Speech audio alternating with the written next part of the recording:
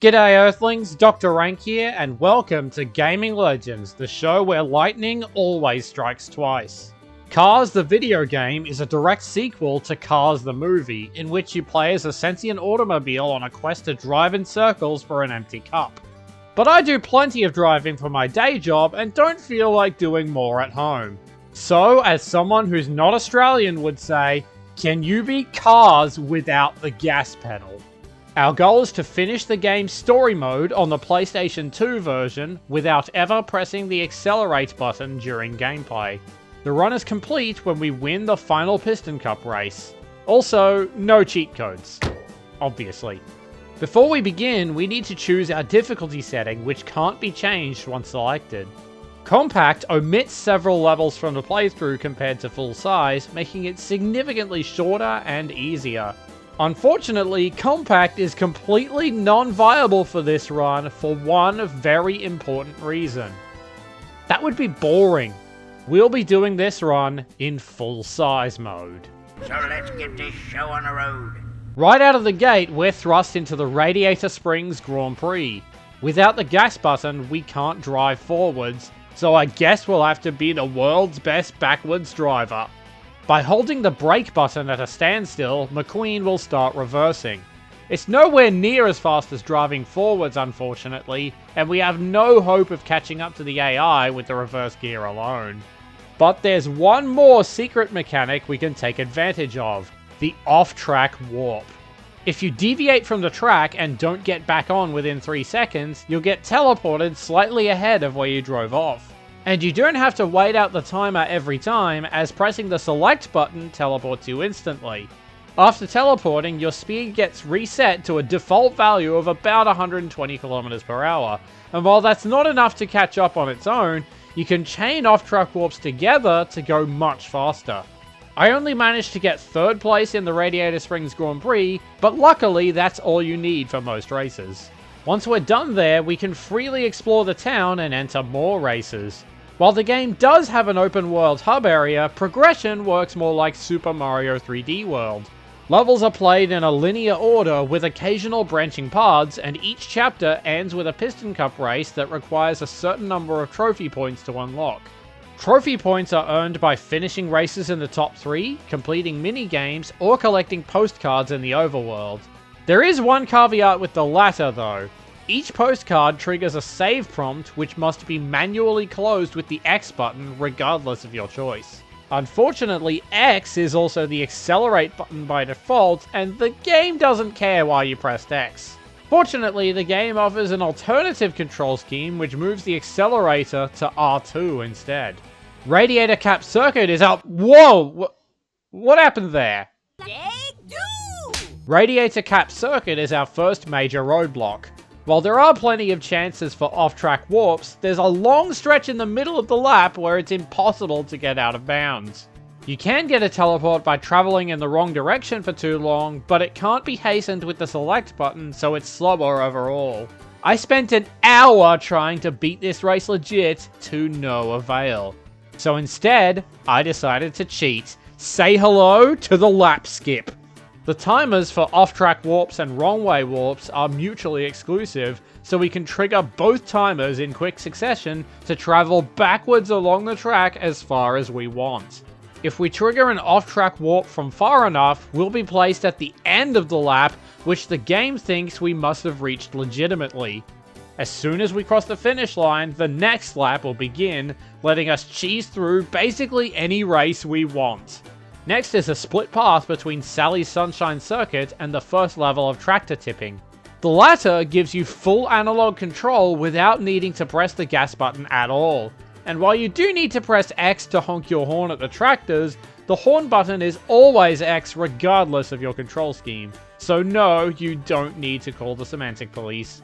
Also, when I was farming trophy points later in the run, I somehow convinced the game to let me play level 3 even though I hadn't done level 2 yet. Doc's lesson Power Slide is supposed to be a drifting tutorial, but drifting requires the gas button in addition to the drift button. Fortunately, drifting is completely optional. All that matters is that we finish in time, which we can thanks to off-track warps. Doc's challenge immediately after looks intimidating, but we can just lap skip our way to victory. Now that we've done that level and gathered at least 15 trophy points, we can do the first Piston Cup race, Palm Mile Speedway. The intro cutscene features the warm-up lap, giving us a 200km/h running start, which is enough to overtake most of the pack. Unfortunately, that speed disappears very quickly while coasting, and off-track warps here only get you back up to 160. Not to mention, there's no known lap skip for Piston Cup races, so we'll have to beat them legit. Fortunately, we can still spam off-track warps most of the way, which lets us take and maintain the lead. Unfortunately, the finish line is walled in, making us liable to lag behind. But if we drive into pit lane, the game instantaneously warps us to the final stretch at the starting velocity. Plus, once the gauge in the bottom corner goes yellow, we can get an actual pit stop, which is basically just a bunch of QuickTime events. If we're quick enough, this will give us a massive shortcut and speed boost, letting us eat the 19 losers for breakfast. Pit stop. With Palm Mile miles behind, we can move on to Chapter 2, and more importantly, boosting with Fillmore. This race unlocks the boost gauge, giving us manual forward momentum with the boost button. This is the closest thing to a de facto gas button we have, but it can only be used for as long as there's energy in the boost gauge. Luckily, the gauge replenishes itself automatically, but the more we use it once, the faster we can get. Unfortunately, while boosting is good for building speed, it's not good at maintaining it. This becomes a problem in Sarge's boot camp, where we need to do 3 laps of an obstacle course in under 4 minutes. Even when combining boost with off-track warps, I was never able to finish the 3rd lap in time. Fortunately, there's a lap skip here that's even easier to pull off. Start reversing, then when the wrong way text appears, hold circle to apply the handbrake and come to a complete stop. This will reset the teleportation timer, letting you do the same trick again to travel further backwards. Drive over what is supposed to be the last hurdle, which sets your checkpoint to before the finish line. Just let the wrong way timer play out and you'll skip the lap. After doing Sarge's off-road challenge, we can enter the Motor Speedway of the South. Unfortunately, Piston Cup regulations prohibit the use of performance-enhancing fuel additives. In order for McQueen to pass the drug test, we need to leave the boost gauge back in Radiator Springs. Thankfully, all the strategies from Palm Mile can be applied to all Piston Cup races.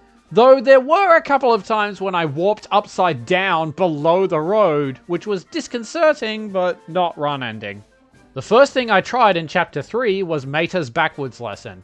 While technically optional, completing it will unlock backwards driving mode, allowing us to turn around on a dime just by double-tapping circle.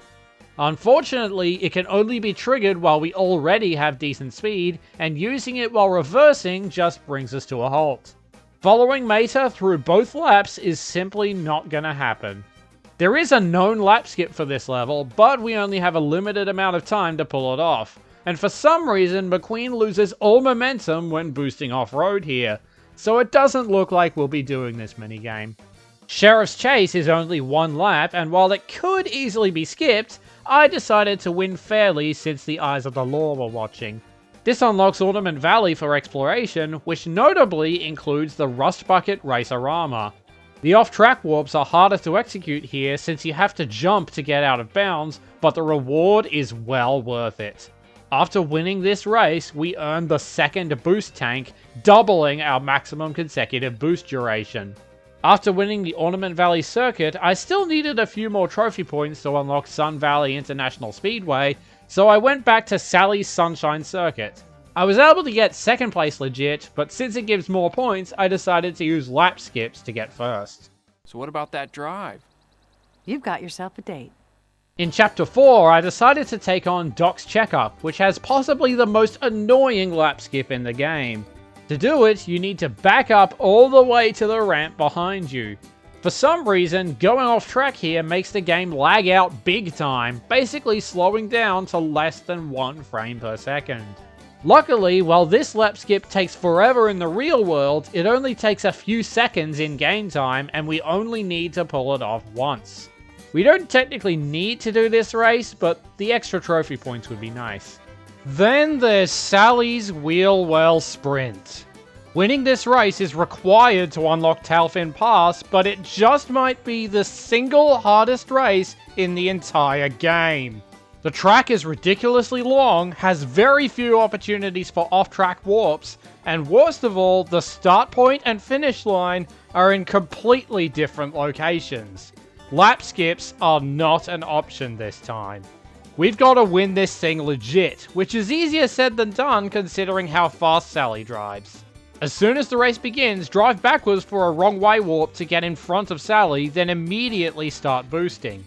After cresting the first hill, start coasting for a bit, both to let your boost recharge and to let Sally catch up to you. If you position yourself correctly, she'll start pushing you from behind. Hey man, he's not really pushing him. He's just giving him a little bump grab. Try to stay on her as long as possible, ideally until you get to the next corner. You'll inevitably get dislodged eventually, but it's not the end of the world. You can build up and maintain speed more consistently if you boost in short bursts rather than all at once. Do this as much as possible and take advantage of the few off-track warps that do exist. The most notable one is this warp at the final fork, which skips past the big jump and saves a huge amount of time. Use your boost wisely, unload it all on the final stretch, and maybe, just maybe, you'll finally nail that photo finish. Now that we've finally entered Tailfin Pass, we can do delinquent road hazards. Just like Wheel Well Sprint, there aren't many chances for off-track warps in this race, but luckily we can do a lap skip by backing up to the mine exit and then doing a wrong way warp. This awards us with the third and final boost tank, maximizing our speed potential. Even with it though, I still had trouble beating Chick's challenge legit, and unlike other races, finishing in first is required to progress. Good thing there's a lap skip by backing up to the billboard, much to the chagrin of Chick Hicks. Wasn't a real race anyway. Nobody was there to see it or watch us. Nobody was there. It's like if a tree falls in the forest and nobody, doesn't get hurt. Does anybody see it or, hear it? Oh, that's right. I forgot. You like losing in front of a crowd. See you at the stadium. Yeah, right. Yeah, I'll see you. If you ever make it there. What's that supposed to mean? Next is the high-speed heist minigame, where you have to catch up to Mac 3 separate times as DJ, Boost, and Wingo. The highway is completely fenced in, negating any off-track shenanigans, forcing you to rely entirely on your boost gauge. You'll also have to deal with the traffic in your way, which you can sometimes convince to push you along, but for the most part will have to weave between.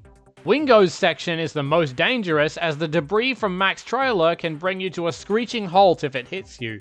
Conserve your boost for just such an eventuality, and you should be able to maintain your distance long enough to successfully commit literal highway robbery. Immediately after is Lightning Strikes Back. The goal here is to ram into DJ and his gang 3 times each to get McQueen's stuff back, which is easier said than done. Not only is this the same fenced-in highway as High Speed Heist, the traffic is coming in the opposite direction, so we can't get any civilian help. And worst of all, the boost gauge is completely AWOL. Even if you enable the infinite boost cheat, the boost button won't respond at all. Literally the only way we can get any momentum is by reversing, which has a top speed of only 90 km per hour.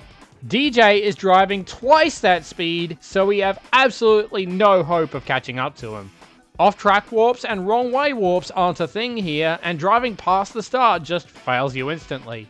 As far as the current laws of physics are known, this minigame is impossible. Which is a problem because beating this minigame is required in both full-size mode and compact mode. Without it, we have no way to unlock Smasherville International Speedway and proceed to the endgame. Even if we meet the trophy point quota, the game refuses to let us in. We've come so far, but it looks like the Cars No Accelerator run has officially failed. Welcome to the chick era, baby. Piston cup. It's mine, dude. It's mine. If you want to watch what I have done, you can check out the archive footage using the card on screen. And if you want more Pixar game content from me, I recently did a 100% run of Finding Nemo that you can check out. I currently have the uncontested world record in the category, but I welcome all challenges. And be sure to subscribe so you don't miss the next challenge run. That's all for now, and I will see you down under. Wait a minute here. They're just using the same actor over and over. What kind of a cut-rate production is this?